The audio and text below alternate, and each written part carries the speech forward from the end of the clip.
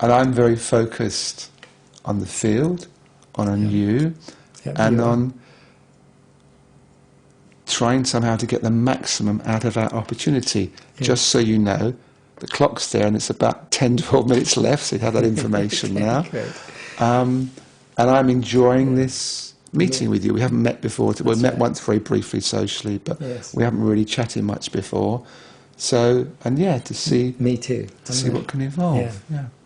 It is an adventure together. Yes, exactly. It's very like a Gestalt session at this moment. In terms of staying with what's happening for both of us, both reporting, and exploring what's next, without planning it. Just seeing what emerges. So it's a very emergent approach. That's another fundamental Gestalt principle. Okay. So you mentioned four. No. So the last one is, I call it self-recognizing. Okay. And this embraces learning, reflecting on what's happened. It's also if the practicer of interrelating is the lover, and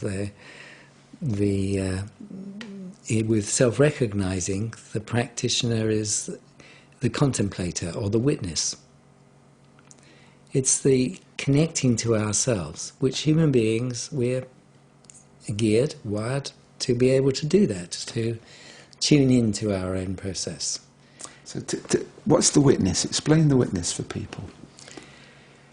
Well, it's the same as in Zen, really, and in other meditative traditions. It's like stepping back and having a kind of meta perspective on what we're up to.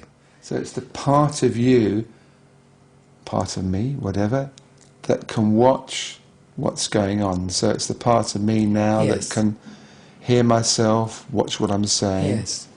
Now, this is one aspect of self-recognizing.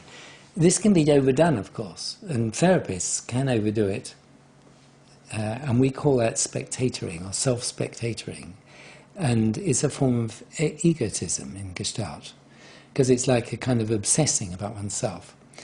And part of the notion of self-recognizing, the self in Gestalt terms, is the moving aspects of ourselves. We're always, if you like, selfing ourselves in the moment. In different situations we don't operate in exactly the same way. Some things continue, including how we think about ourselves, and that's the narrative we tell ourselves. But the self itself is a moving, constantly forming and going away. It's not some kind of inner bit of ourselves that we can kind of walk around and name. It's not like our identity. The self is something that's moving and changing and flowing. Sometimes we have a lot of self. We're very present in things, and at other times we're very thin on ourselves.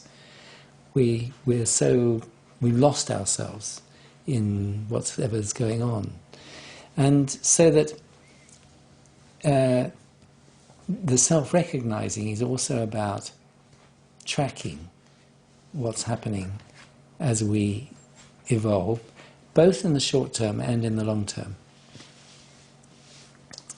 Okay. And my interest in these is this language. It's not the language that most people do in a Gestalt training, and I'm trying to develop this alternative way of talking about Gestalt practice and purpose, is because I want to take it out more into the world.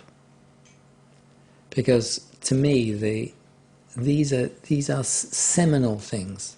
There ought to be, somebody said to me recently when I was talking about them, he said there needs to be a university. It should be a university, which the 5 faculties of the university.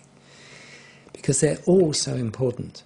And my sense is that our world is in a terrible plight at the moment. I mean, there's some hopeful signs. Lost our way big time, haven't we? Yeah. So that, in a sense, all of these could play a major part in improving the lives of people, the lives of organizations, international negotiations, So that, I mean, there's lots and lots of things that can be plotted into this imaginary 5-faculty university.